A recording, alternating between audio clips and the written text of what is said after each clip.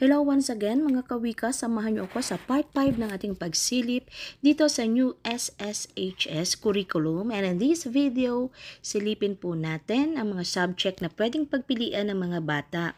Ano ang cluster of electives ang kasama sa Tech Pro Track? Silipin po natin ang kanilang mga electives. Okay, unahin natin ang Agriculture and Fishery Arts, AFA. Meron diyang Agricultural Crops Production, NC2. Lahat naman to NC2. So, Agro-Entrepreneurship, Aquaculture, Fish Capture Operation, Food Processing, Organic Agriculture Production, Poultry Production, Ruminants Production, and Swine Production. So, para sa ICT or Information and Communication Technology, so meron ditong NC2 at NC3. Animation is NC2. Broadband Installation, NC2. Computer Programming Java, NC3. Computer Programming, which is Oracle Database of Allzone, NC3.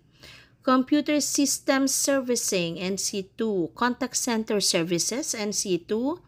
Illustration, NC2, Programming, .NET Technology, NC3, and Visual Graphic Design, also NC3. Okay, eto na for Family and Consumer Sciences. We have Aesthetic Services, of course, ayan yung dating beauty care, bakery operations, dating bread and pastry, at ano pang nandito? Okay, caregiving, adult care, NC2, caregiving, childcare, events management services, of course, food and beverage operation, garments, artisanry, hairdressing services, handicraft, weaving, kitchen operations, tourism services, hotel operations, front office services, hotel operations, housekeeping services. At ito, pero hindi pa daw po ito i-offer ha, hindi pa ito i-offer for 2026-2027. Ito yung Hilot and Wellness Massage.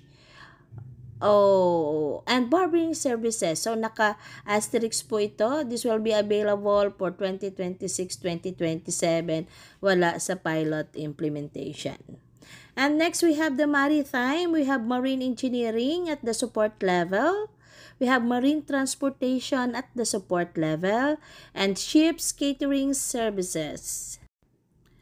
For Industrial Arts, IA, at ito po ay binibigyan din. Tulungan daw naman natin na ma-promote itong IA. Okay, sa IA, anong nandito? Automotive Servicing. Engine and Chassis. We have Automotive Servicing, Electrical. Of course, ito maganda, Carpentry. And then, Construction Operation. Masonry and Tiles, Plumbing. Commercial air conditioning installation and servicing, domestic refrigeration and air conditioning, driving and automotive servicing, electrical installation maintenance, ito na yung EIM natin, electronics product and assembly servicing. Wala na yung ating SMAW, pero pinalit MAMAW, Manual Metal Arc Welding. And then, ang pinakabago na wala rin dati, itong Motorcycle and Small Engine Servicing. Diba? Motorcycle and Small Engine Servicing. And then, Photovoltaic System Installation. Ito ata yung mga solar panel, diba? So, maganda, diba? And then, of course, we have Technical Drafting. So, these are all the subjects sa ating technical professional electives or sa cluster. Next video, kumustahin naman natin ang time allotment. Nabago ba? Ilang semester ituturo ang mga subjects na to? Or semester pa ba? Or buong taon ba ito dapat ituturo? I think nabanggit ko na ito last videos, pero muli pasasadahan natin ito para sa better understanding ng ating mga key features na ito. At syempre, yung number 3 key feature, updated time allotment ng senior high school, Stanton Senior High School curriculum. Sa next part ng ating video, ilang oras na ba talaga ang ating pagtuturo sa mga subjects na ito?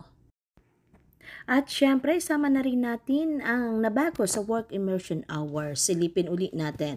Maraming salamat sa pagtutok, mga kawika. Palambing naman po, pahit naman ng like and subscribe button. God bless us all. See you sa part 6 ng ating pasilip sa Strengthened Senior High School Curriculum. Padayon!